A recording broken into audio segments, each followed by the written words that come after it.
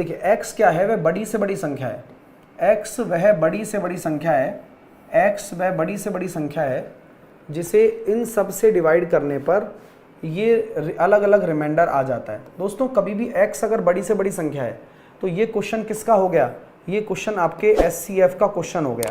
अब SCF के question में जब भी शेषफल आ जाए तो डायरेक्ट इन संख्याओं का मैसअप नहीं निकाला जाता, फिर क्या किया जाता है, उन संख्याओं के संदर्भ में दिए हुए आपके रिमाइंडर्स को पहले घटाया जाता है।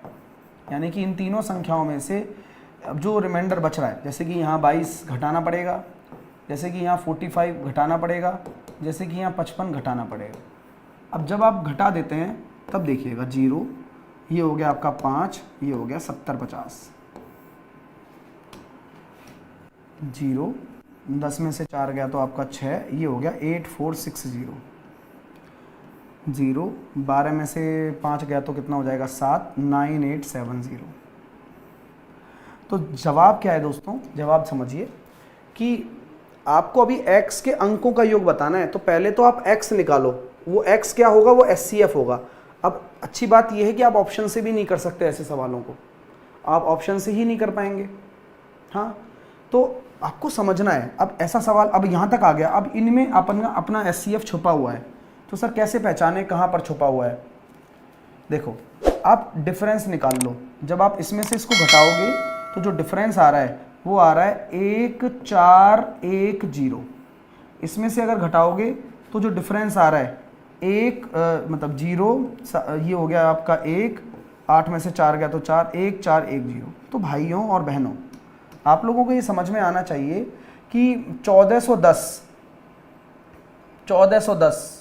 क्या इन सब में है, हाँ है ना, देखो ना 14 पंजे 70, 14 छकी 84 और 14 सत्ते 98।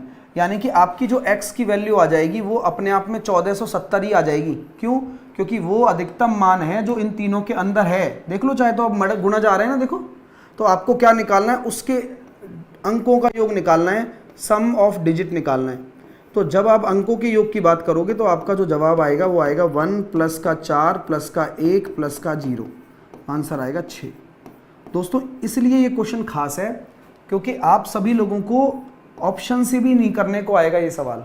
जब तक आपको इसका बेसिक नहीं आता होगा तब तक आप इसको कर ही नहीं पाएंगे। क्या आपको ये मैंने जो कराया है कॉन्सेप्ट आपको समझ में आ गया? क्या मेरी जो चीज़ है ये छोटी छोटी बातें हैं, लाइक हमें कैसे पता चलेगा कि ये क्वेश्चन SCF का है? पहला सवाल का जवाब मिला क्योंकि यहाँ बड़ी से बड़ी संख्या लिखा हुआ है। दूसरा सवाल, हमें कैसे पता चलेगा कि SCF इन तीनों संख्याओं में नहीं है?